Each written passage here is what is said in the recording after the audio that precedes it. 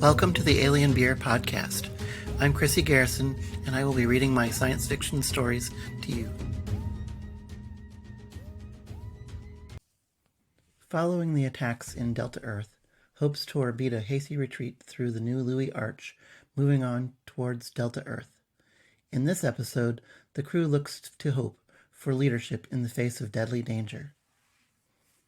Before I begin this particular episode, I want to thank my listeners for following my stories. I would love to hear from you on Twitter or Facebook, especially if you have comments or questions about the road so far. I'd love to know who your favorite characters are, who you might be shipping with each other, and what you'd like to see happen in future episodes. Our own verse, Beta Earth Prime, has been an extra hard place for everyone since I began this podcast journey in February 2020. I hope my escape to other worlds has helped some of you cope. For me, it's been a big help to have this project as a focus. Chapter 9, Hellhound on My Trail. So what's the plan? I asked after we'd packed up and made a hasty exit from the new Louie Coliseum. Sitting in the common area on the tour bus, I rather enjoyed being sandwiched between Hope and Dribbler. Jasmine the cat paced the back of the seat behind me, then leaped several feet to the other couch. Harlan sat across from us with Marcy and Babs, seeming older than I remembered. That's up to the boss, but if it were up to me, we'd skitter across Delta and on to Ox before sunrise. Hope sighed. Are we in such a rush? Aren't we, ma'am? Harlan sat up straighter and knit his fingers together in his lap. I reckon 2 attempts to kill you in Gamma is plenty reason to hurry. And Jules' pretty twin from my home verse brought out the big guns, opening a portal to get at us like that. We can't sit still and wait for the next attack. Sure, said Babs, throwing her hands in the air.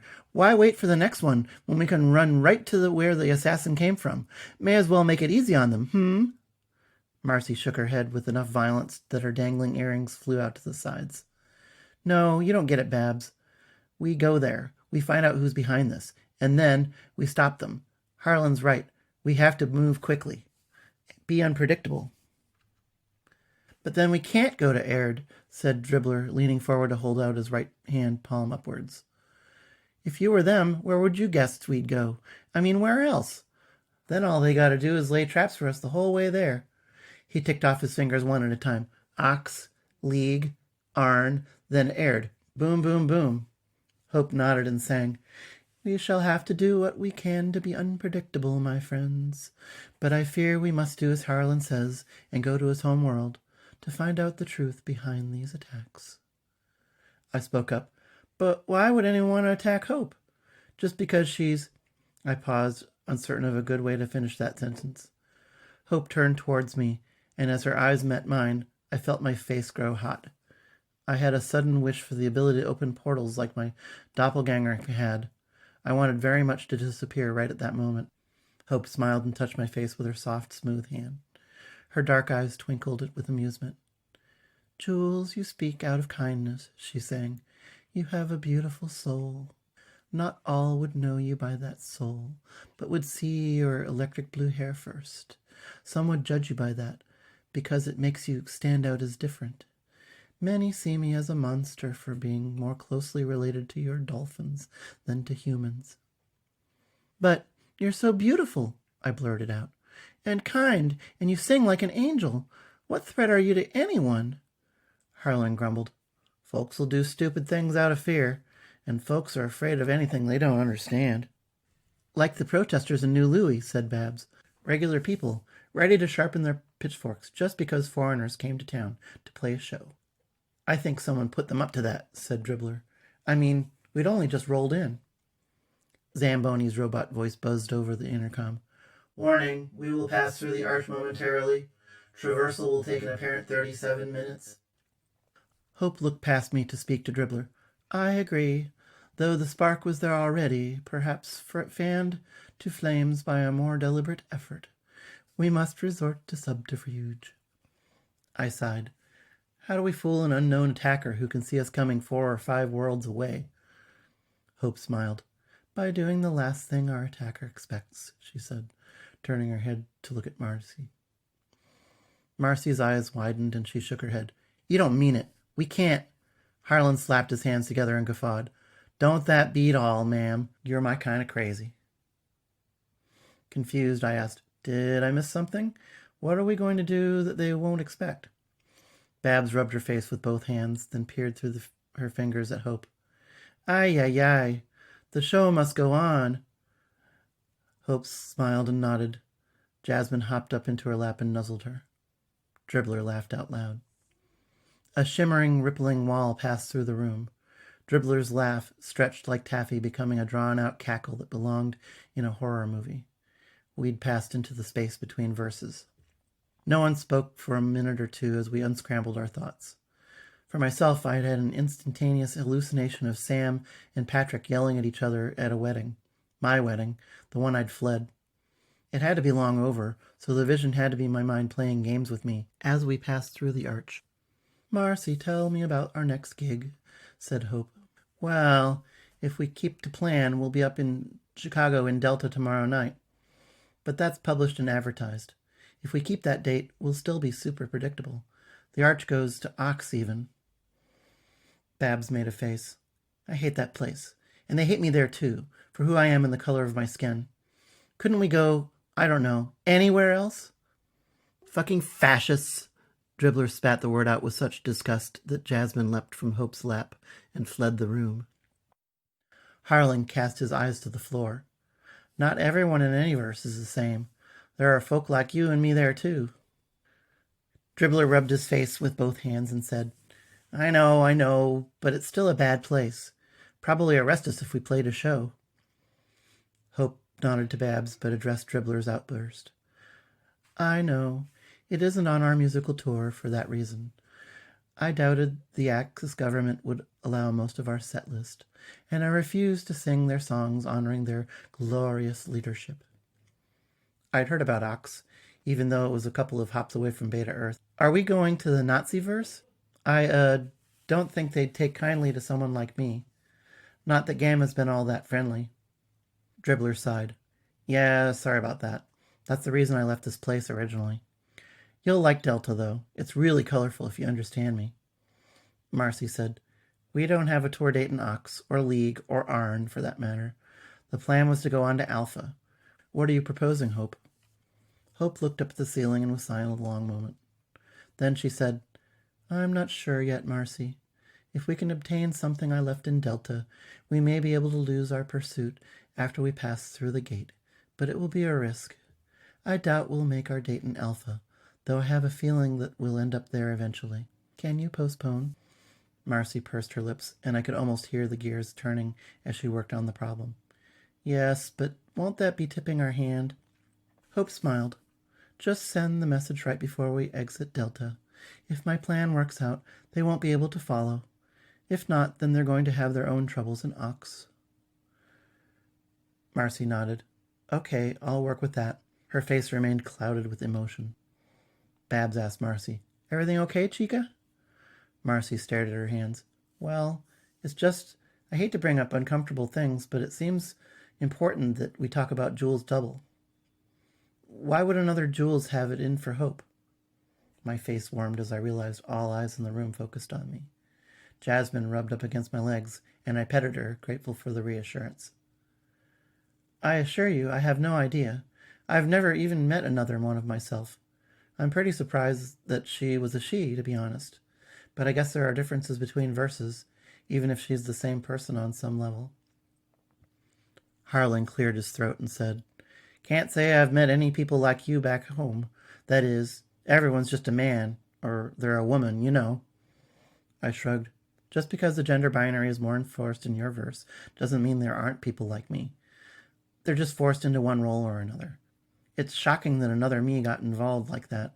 I can't think what the connection could be. And it does seem to be too incredible to be a coincidence. But why? And why your verse, Harlan? Harlan shook his head.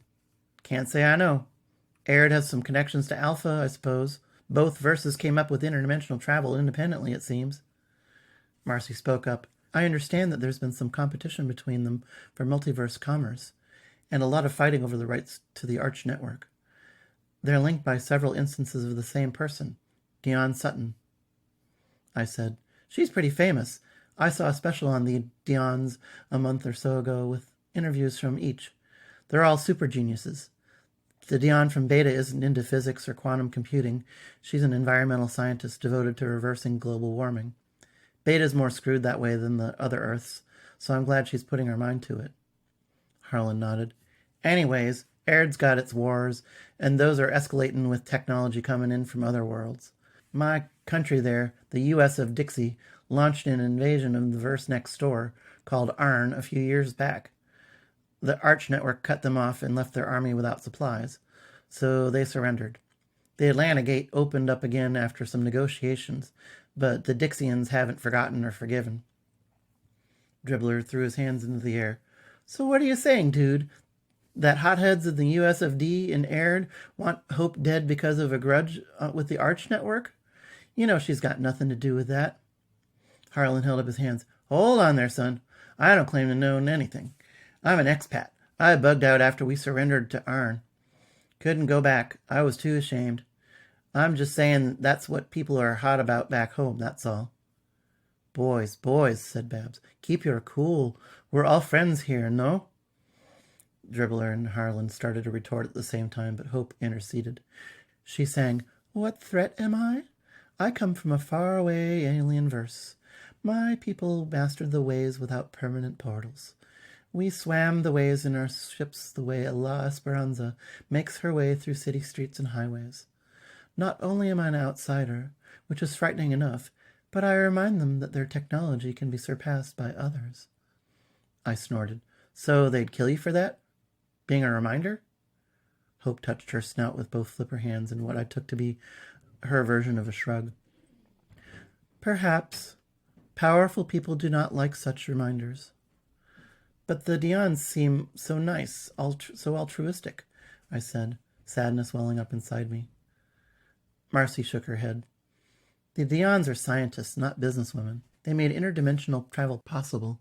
Others co-opted the technology. It's they who may feel threatened. This doesn't explain how your doppelganger got involved, or the synchronicity of you joining our crew not long before she appeared. Hope looked from Marcy to me, then sang, Jules, I want you to know I don't hold you in any way responsible. But if you should get some special insight into her motives, would you please let us all know? I nodded. Believe me, it's going to be hard to think of much else until I can figure it out. Putting myself into her place isn't easy, since I know nothing about her, and not much about Aird. If she's anything like me, she's drifted from thing to thing, picking up skills here, making contacts there. I've never wanted to enlist in the military or any big cause. I'm not a violent person, so I can't picture wanting to kill anyone like that. Something extreme must have happened to push her to do that. I sure don't have the power to open portals, and I don't have access to war machines like the Baba Yaga. Know who does have access to portal technology and machines like that? Asked Dribbler. The Arch Network Authority. Dribbler and Marcy exchanged a long look, then Marcy said, I hope you're wrong. I don't know how we fight a corporation like that. And forgive me, Hope, but it's not like we could just go underground. You're already too famous, and there aren't any Tristellians within the network. Hope stood up and put her arms out to take us all in a sweeping gesture. She sang, That, my crew, is why we shall have to go outside the network. Thank you for listening to the Alien Beer podcast. If you like my stories, please visit my website, sillyhatbooks.com. I publish as E. Chris Garrison, and my books may be found in paperback, ebook, and audiobook format on Amazon.com and other places.